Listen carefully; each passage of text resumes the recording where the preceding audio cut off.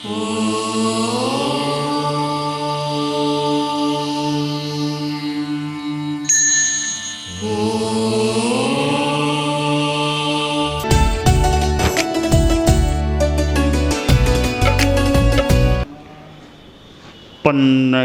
च सुरेन्द्रे च कौशिके पाद संस्पृशि निर्विशेष मनस्काय श्री वीरस्वामिने नमः। आरहत वाङ्मय में कहा गया है, सवणे नाणे बिन्नाणे पच्चखाणे य संजमे अनन्नवे तवे चेव बोदाणे अकिरिया सिद्धि। श्लोक की लगभग यही शुद्ध भाषा हो सकेगी, पूर्णतया अथवा लगभग। एक सुंदर चैनल बताया गया है कि मोक्ष तक जाने का चैनल क्या होता है। पहली बात बताई श्रवणे कि श्रवण करो, सुनो, ज्ञान की बातों को सुनो। सुनना बहुत महत्वपूर्ण है। हमारा प्रसिद्ध शब्द है श्रावक। गृहस्थ अनुयायियों को या गृहस्थ धर्म पालने वाले जैन लोगों को श्रावक कहा जाता है। श्रावक का मतलब क्या? संस्कृत व्याकरण के अनुसार बताऊं, शृणोतीति श्रावक है। जो सुनता है वह श्रावक होता है।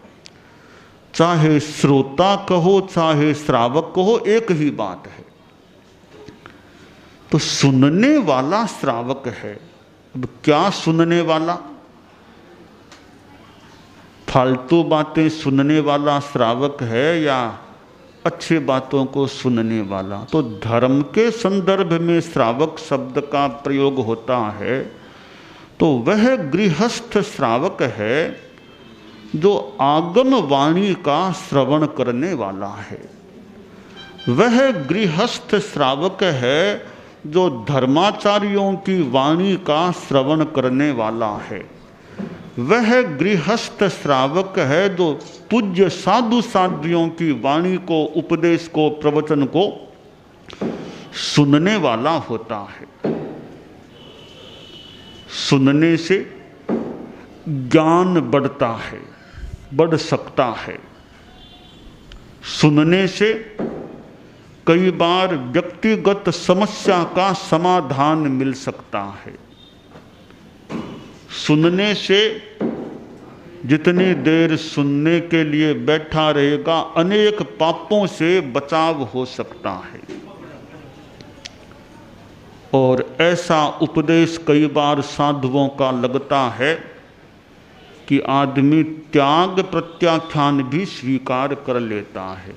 ज्ञान हुआ, ज्ञान से विशेष ज्ञान हुआ, विज्ञान हुआ, प्रत्याख्यान किया, संयम हुआ, अनाश्रव संबर की साधना हुई, तपस्या की, कर्म निद्रा हुई और बहुत आगे बढ़ कर के अयोग अक्रियता की स्थिति में गया, फिर निर्वाण को प्राप्त हो गया। तो सुनने से कितना बड़ा लाभ हो गया। जीवन में परिष्कार और आत्मा का कल्याण सुनने से हो सकता है। एक बार एक महात्मा जी एक गांव में गए और उनके साथ में दो छोटे महात्मा और थे, संत थे। पाद बिहारी संत शाम को गांव में पहुंचे तो लोगों से पूछा कोई स्थान मिलेगा, रात्रि प्रवास करना है। एक सेठ था गांव में, उसने कहा संतों सर्दी का समय है, मेरे 2 दुकानें हैं, एक दुकान में तो मेरा सामान है, दूसरी दुकान अभी तक खाली पड़ी है, सामान रखा नहीं है। आप उसमें विराज जाओ, आपको तो अच्छा स्थान मिल जाएगा। गर्म दुकान है, जाली बारी कुछ नहीं, एकदम गर्म दुकान है, रात को ठंड भी इतनी नहीं लगेगी। मैं सोचूंगा तो कि मेरा तो दुकान का मुहूर्त हो गया संतों के प्रवास से, दोनों काम हो जाएंगे। संतों ने दुकान में रहना स्वीकार कर लिया। रात को थोड़ा संतों ने व्याख्यान भी दिया। हम संत लोग व्याख्यान देते हैं, हमारा तो धंधा बन गया व्याख्यान देना। जहाँ जाते हैं हम लोग व्याख्यान प्राय देते हैं। तो संतों ने रात्रि में व्याख्यान भी दिया। काफ़ी लोग गांव के आए थे, त्याग प्रत्याख्यान भी हुए। फिर लोग व्याख्यान संपन्नता के बाद चले गए।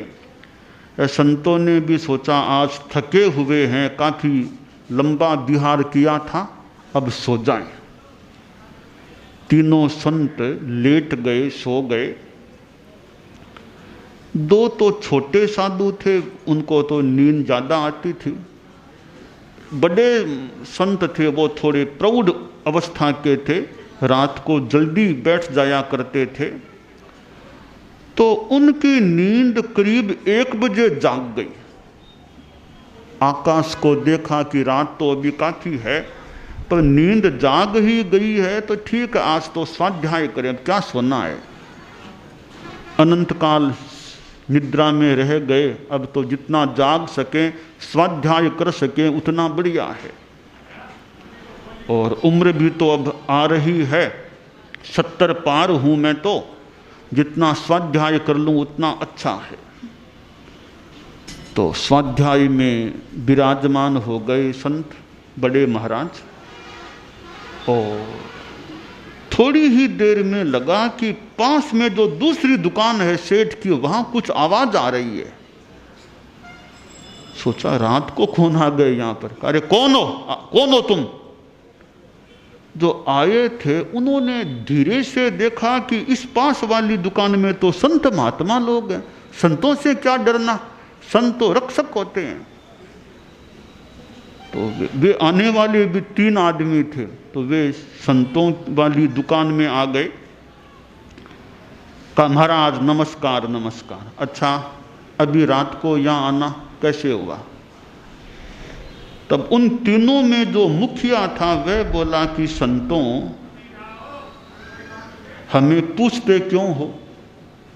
आप अनुमान लगा लो, रात के लगभग 1:15 बजे का समय किसी की दुकान में यूं कौन आ सकता है? कहा तुम चोर हो क्या कि हमारे मुख से आप क्यों कहलवाते हो? हम हैं वही हैं बस। संतों ने सोचा रे इनको उपदेश देना चाहिए। तो वे तीनों आदमी बैठ गए और जो बड़े मुनिप्रवर थे उन्होंने कहा देखो चोरी करना तो बड़ा एक पाप है, 18 पापों में तीसरा पाप है अदत्ता दान चोरी। चोरी नहीं करनी चाहिए। संसार में धंधे और भी बहुत हैं, आदमी को परिश्रम करके पैसा मिले वो तो एक न्याय संगत बात है। संसार में चोरी से पैसा पाना बढ़िया बात नहीं होती है। थोड़ा कम भले पैसा मिले, बेईमानी से पैसा प्राप्त नहीं करना चाहिए। और आगे कितना कर्मों का फल मिल सकेगा, कष्टप्रद फल, ऐसा काम नहीं करना चाहिए। पर धन धूल समान, पराया धन तो धूल के समान होता है। तीनों ने संतों की वाणी सुनी। अब संतों की वाणी का प्रभाव कह दें, सामने वाले भी कोई भव्य प्राणी थे। तीनों खड़े हुए कि संतों जिंदगी भर के लिए हमको चोरी करने का त्याग करा दो।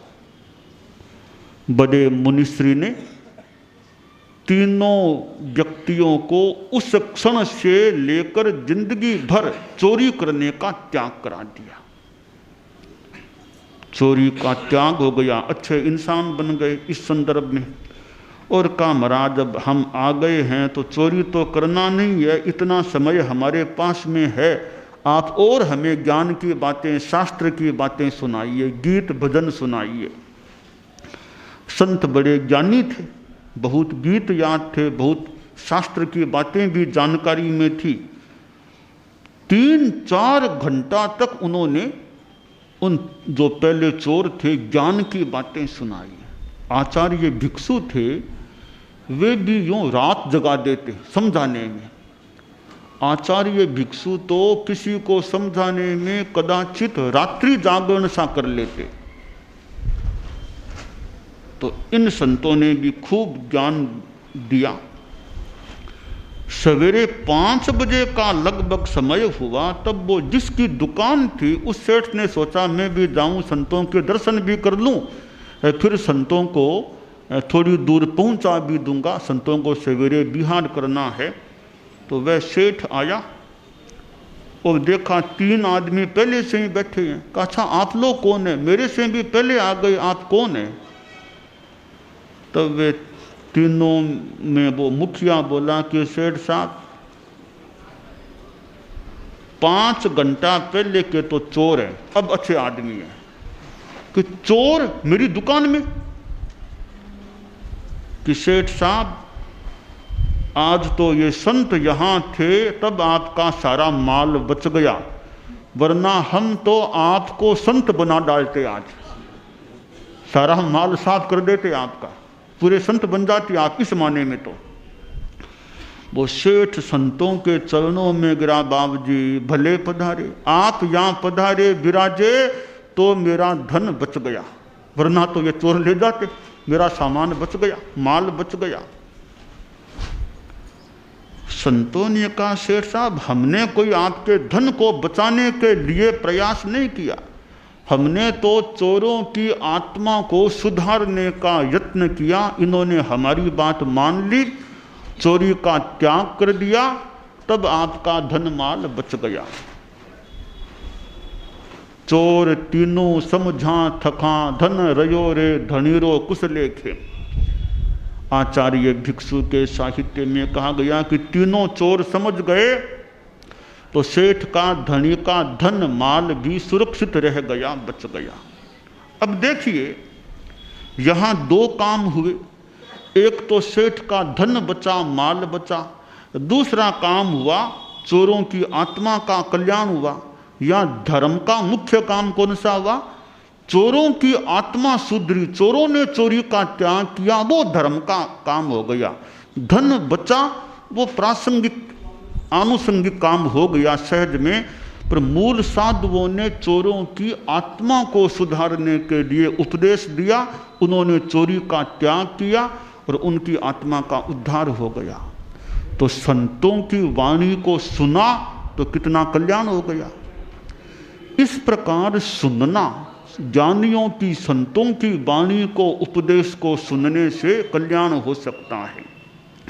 हमारे गुरुदेव परम पूज्य आचार्य तुलसी, परम पूज्य आचार्य महाप्रज्ञ जी ने कितनी यात्राएं की थी, कितना विहार किया था और कितनों को उपदेश संदेश निर्देश दिया था, कितनों ने उनकी वाणी को सुना था, कितनों ने कल्याण के मार्ग पर पैर आगे बढ़ाए होंगे।